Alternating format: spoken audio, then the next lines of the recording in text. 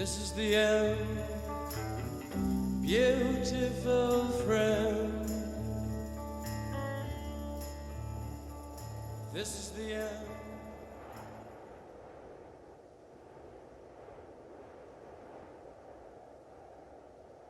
Le soleil se lève en vallée. Le ciel, enfin, s'éclaircit. Il a neigé. Tout est blanc. C'est idyllique. Une fois réveillé, caféiné, on se prépare. Enfin, on va pouvoir skier. Il y a de la poudreuse après tout. Que demander de plus? Équipé avec un détecteur de victimes en avalanche, une pelle, une sonde et l'équivalent de 2 snowboards aux pieds, il y a, semble-t-il, peu de chances que nous restions sur la piste. Ça y est, on sort des pistes. Mais comme souvent, il faut marcher un peu pour trouver les zones non fréquentées. C'est physique, sans aucun doute.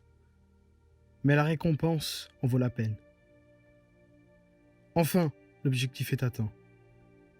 Après une courte pause, il est temps de passer à ce pourquoi on est venu, faire cette trace.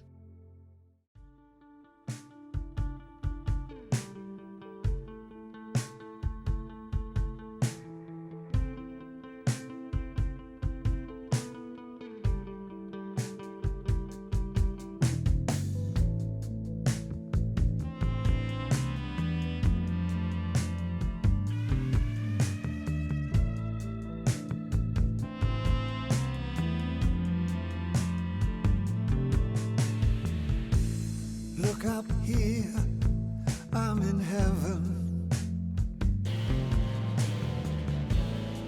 I've got scars that can't be seen.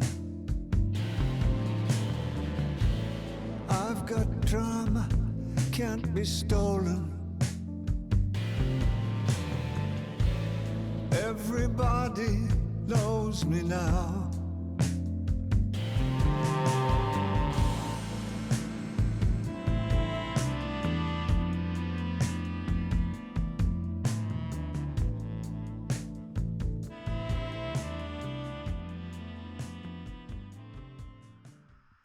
C'est donc ça, le ski freeride. Une fois en bas, on peut savourer, s'extasier et rendre un dernier regard à la trace qui vient comme dessinée sur la face. Cette fois-ci, tout s'est bien passé. Cependant, on peut se prendre à réfléchir un instant sur le danger mortel que nous venons de braver. Une question, dès lors, apparaît. Pourquoi revient-on dans la poudreuse alors que nous en connaissons pertinemment les risques?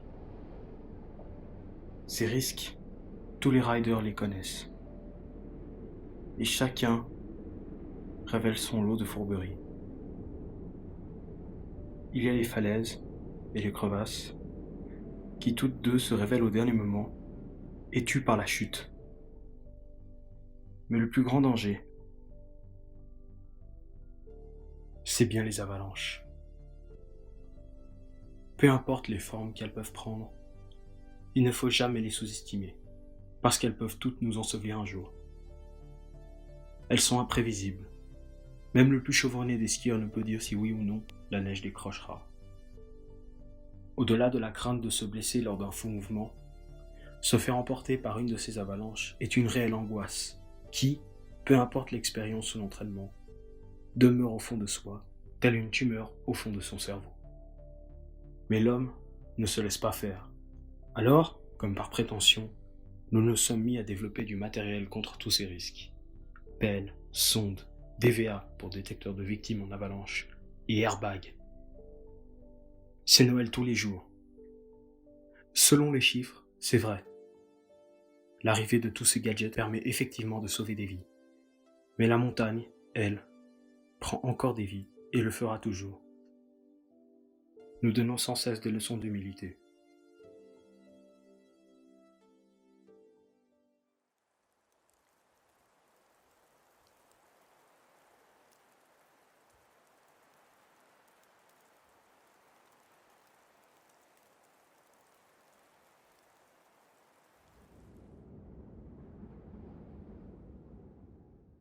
À quoi bon tous ces risques alors, si c'est trop dangereux?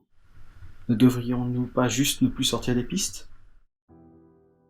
Nous ne devons pas tout cesser pour autant. La meilleure solution reste toujours le compromis entre prise des risques et surtout savoir quand renoncer. Rester humble face aux éléments, savoir quand dire non, et reconnaître que le matériel de sécurité n'est qu'une aide. C'est là peut-être le comportement à adopter. Si les riders optent pour ce code, nous pouvons alors écarter sans plus attendre la piste de l'inconscience quant à la question du pourquoi nous y retournons.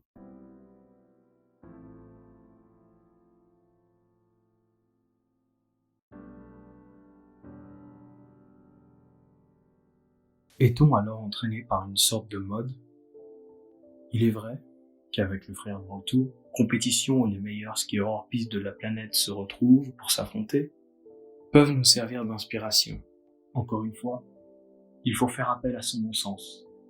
Certes, ces athlètes sont parfois considérés comme des surhommes invulnérables, mais ils sont eux aussi des sujets de Dame Nature.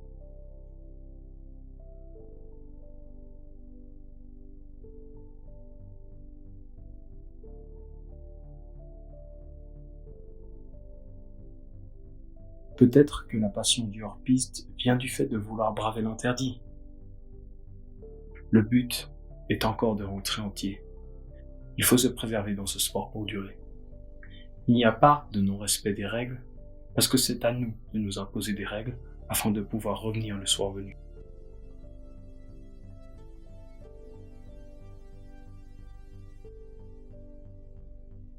Prendre du recul. Voilà ma réponse.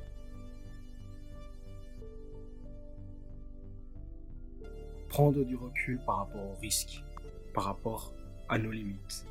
Et surtout, toujours garder à l'esprit que nous, riders, ne sommes que des invités au milieu des montagnes. Mais au final, la raison qui nous pousse à remonter à chaque fois là-haut,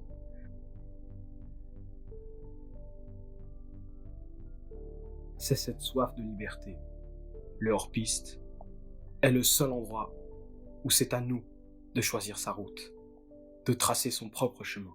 C'est cette possibilité qui diffère de notre vie quotidienne, où l'on emprunte toujours une route, un chemin, une voie. Ici, chacun est maître de sa trace. Peu importe la destination, seul compte le voyage.